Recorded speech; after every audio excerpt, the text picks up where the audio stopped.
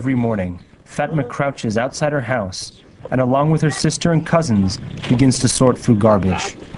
Displaced from southern Iraq, Fatma's family is too poor to send her to school, and so she works 8 hours a day sorting through Baghdad's landfill, collecting plastic and metal that will be shipped abroad for recycling. Her reward for carting 40 pounds of trash around? $2.50. Behind me sits acres of Baghdad's trash.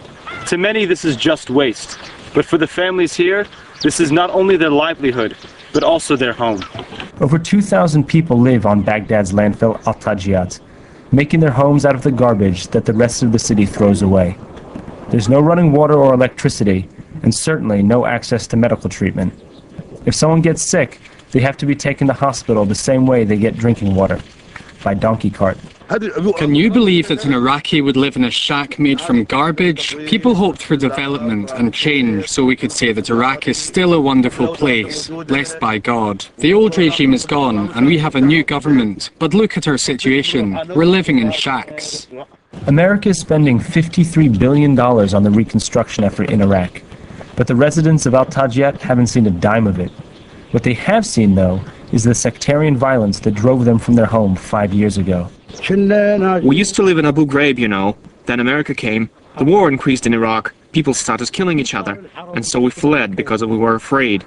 In 2005, Naim's family moved to the landfill and has been living there ever since, too afraid and too poor to return home. The American occupation turned Iraq into a battlefield, as well as sowing the seeds of political corruption. How can Americans stand back and watch without intervening in this situation? Everybody knows about the failure of the Iraqi economy. This is having a terrible effect on the ground, both socially and economically. Experts worry about the children who grow up too poor to go to school.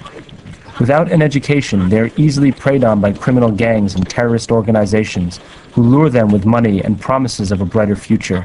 How can I fulfill a dream when I live in fear? I can't accomplish anything. We want nothing but security, and for everyone to go back home, even though there's no work. We only need security. That's it. Iraq remains a very dangerous place where kidnappings and murders are part of daily life. For these Shia families, living on a trash heap is still better than living with Sunni neighbors back home. But until that is possible, and until American reconstruction dollars reach the quarter of Iraq's population that lives in poverty, children like Fatma will continue to collect trash in order to survive. Sebastian Meyer, RT, in Baghdad.